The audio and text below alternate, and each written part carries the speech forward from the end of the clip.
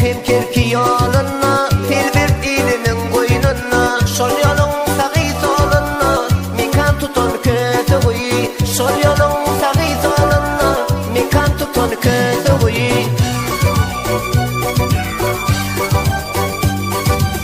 Kötü ağanın başlanı, ilki tokum taşlanı. Kötü ağanın başlanı, ilki tokum taşlanı. Duşuryan dostu aslanı, huzurunda kötü huy. Duşuryan dostu aslanı, huzurunda kötü huy.